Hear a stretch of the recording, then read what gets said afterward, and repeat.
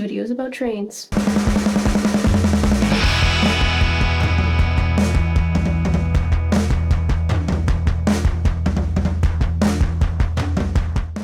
Of OCAD U students take GO Transit regularly, whether it's like me for visiting friends and family outside of Toronto or commuting every day or every week just to get to campus, because it's a school without a large campus, doesn't have any residences or dorms, so a lot of people live at home or live in somewhere that is cheaper than Toronto, which are many places. So I'm gonna try and give some insight into track functions, a little bit of history that the regular GO train user probably doesn't know. I'll give you some insight into updates that have happened in the last few months to some track and some updates that are happening in the future, are announced or are underway, and I'll give you some tips for saving on fare.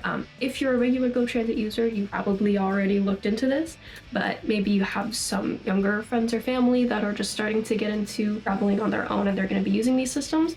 You can let them know some of these tips that are probably helpful because, you know, research is so hard. I did it for you. You're welcome. You're so welcome. I'd be remiss if I made a GO Transit video and didn't mention Union Station. So here we are, Union Station section. It is the most essential stop for GO Transit. Every line passes through here. The Kitchener, Lakeshore East, Lakeshore West, Richmond Hill, Milton, Barrie, Stouffville. That's all of them. I remembered all. I don't take all these, but I remembered all of them. As well as the Path, TTC, GO buses, the Up Express to the airport, and Via, of course. So really the most essential hub, as everyone knows it. It's Union Station. The main hubs for the GO trains are the Bay Concourse and York. Bay Concourse was under construction from 2015 to 2021, 6 whole years for that entire half of the GO train access, and food courts and shops just inaccessible for 6 years. I moved here in like 2023, so I didn't experience that construction, but I'm sure a lot of you did. And that sounds like it's tough because Bay Concourse is awesome. They keep adding shops and restaurants and food,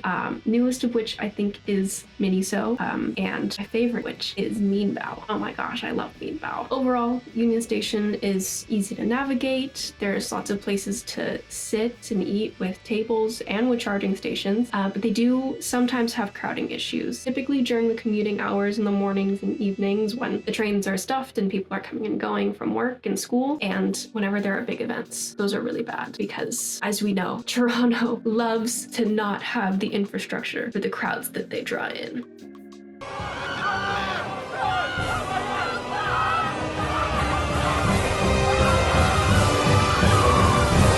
Another shortfall of Union Station is the platforms. Probably not something you spent a lot of time thinking about because if you're traveling GO Transit, you don't really spend a lot of time at the platforms. You're typically on the train or below the tracks in the waiting areas, but they're narrow, and you probably noticed the stairs, escalators, and elevators are all few and far between. It takes a little bit of a walk to get there if you're not right at the door that you happen to exit or enter from.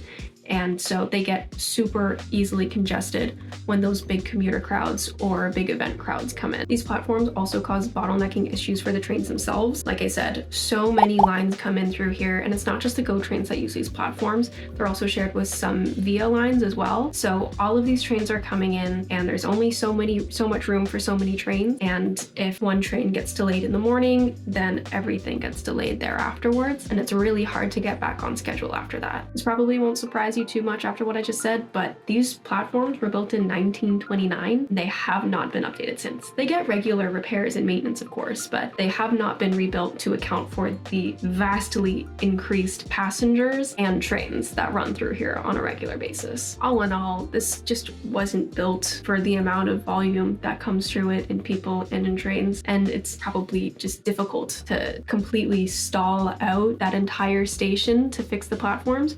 Even if you stall one platform to fix it at a time, it's dangerous to keep running trains in a place that's under construction, even if some platforms aren't being touched by that construction.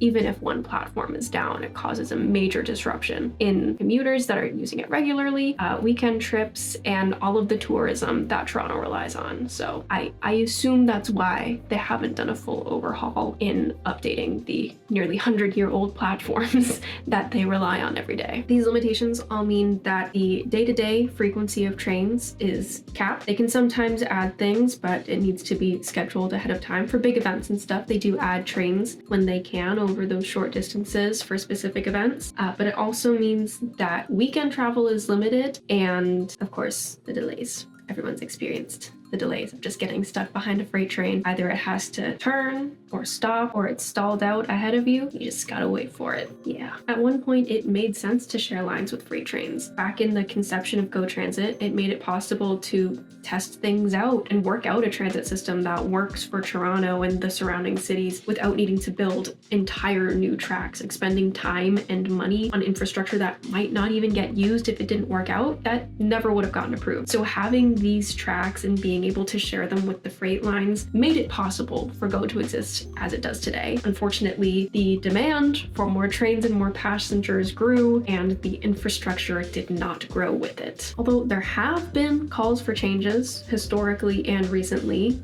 and progress is happening. It's just incremental. So now there are 2 trips leaving from Kitchener, one at 7:50 a.m. and one at 3:50 p.m. And there are 2 trips leaving from Toronto, one at 4:50 p.m. and one at 10:50 p.m. So it makes for a really good full day in Toronto if you're coming from Kitchener, or a nice evening, but it's still impossible to go both ways if you're going from Toronto to Kitchener. So they're obviously still prioritizing Toronto tourism, which is probably, people are probably making a day trip to Toronto rather than to Kitchener. So it makes sense. It's the first weekend trips that we've had, and I'll take what I can get, but still hoping for more in the future. We'll get there. Still, these changes, though small, make a big difference and are a strong step towards increased infrastructure that will balance out the network's capacity and the city's demands. I think an underrated way to pay for fare is through their weekend and weekday passes. They have a group pass on weekdays, which starts at $30 for 2 people and goes up to $60 for 5 people. And they also have their weekend passes, which is just 1 passenger, but it's $10 flat for a day on any weekend or holiday. If there's like a Monday off or whatever, like a federal holiday, they say what counts. You just have to find it if you're traveling on a non-Saturday or Sunday. But yeah, they exist. These are almost always the best deal for single day travel. If you're going somewhere and staying for a couple days and then coming back, I don't think it's gonna save you money.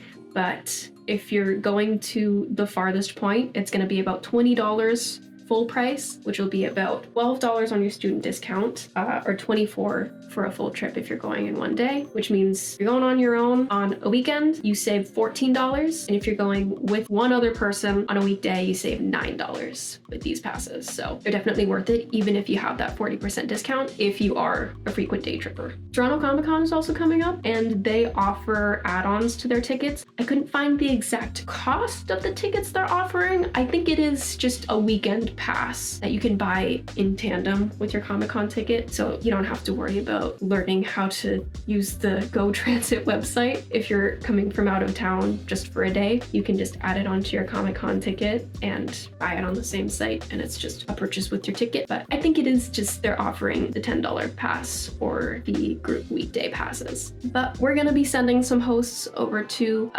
Comic-Con, some Line 1 TV hosts, so keep an eye out for that. Keep an eye out for some content, and if you're at Comic-Con, keep an eye out for some hosts. I don't know who's gonna be there, but keep an eye out.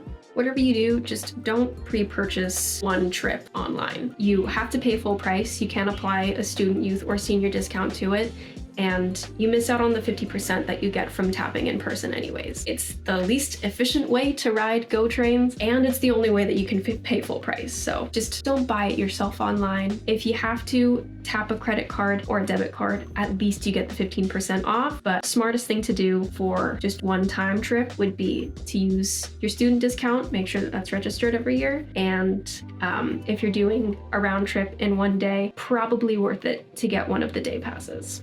I really hope that you learned something about the Go system, whether it's some history that you weren't aware of or some new stuff that you weren't in the loop about. And I hope that you have an idea of how you want to navigate paying for fare now, because it can get complicated, especially if you are new to Toronto and new to Go Transit. So I hope this helped. Thanks, guys.